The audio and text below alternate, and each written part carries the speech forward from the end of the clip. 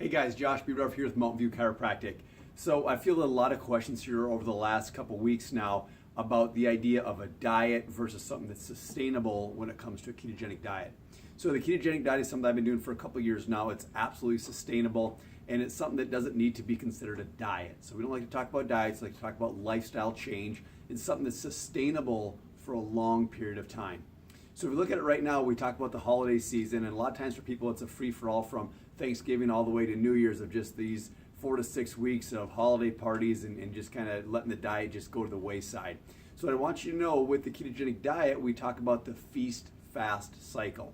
So the lens that I look through any type of dietary change for myself and for our practice members is, what did our Paleolithic hunter and gatherer societies do? And we know for sure that there were certain times where it was time to feast. When they had a big kill or a big harvest, they would gorge themselves on food.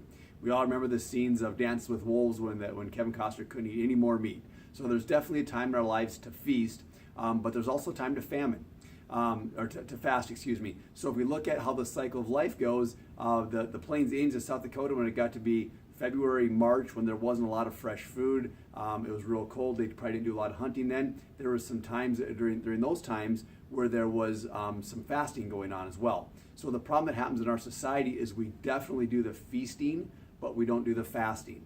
So how does that make sense into our society right now? So if we look at it, cycling in and out of ketosis, we don't want to stay in a strict state of ketosis for longer than 7 to 10, 12 days at a time. Once we're keto adapted, we want to be able to cycle into ketosis and then circle back out of ketosis. So for me, in my lifestyle, in my schedule, Monday through Friday, I'm in a ketogenic state. On the weekends, on a Saturday, Sunday till evening time, I do a little bit more of a carb day and I cycle out of ketosis. And what does that look like? For me, Monday through Friday, I keep my window of eating very tight between 12:30 or 1 to 7 in the afternoon. That's the only time I eat.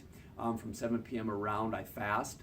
And then in the weekends, we add more things back in, like root vegetables, from sweet potatoes or even some white potatoes, a lot more fruit, a little bit more protein. So on the weekends, I feast. During the week, I fast. So that's how the feast-fast cycle works. So when we look at the holiday season and all these different things we have going on, plan out your weeks. Plan out your 7 or 10 day period for when you have those events.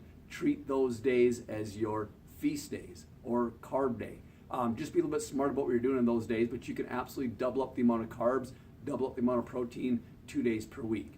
And we want to make sure we break that fasting cycle as well, because if we don't and insulin is gone for long enough period of time, eventually our body's going to go look for more sugars because it thinks we're in a starvation mode, and it's going to mobilize proteins from our muscles to do that via process of gluconeogenesis. So just know this is a lifestyle, it's not a diet. And just know, over the course of the holiday season, plan your days, plan your weeks, plan your month, and incorporate some feast days. It's not all fast, it's a combination of both. If you have more questions, please feel free to reach out to us, email us, put it on Facebook. Appreciate the feedback. Have a great week.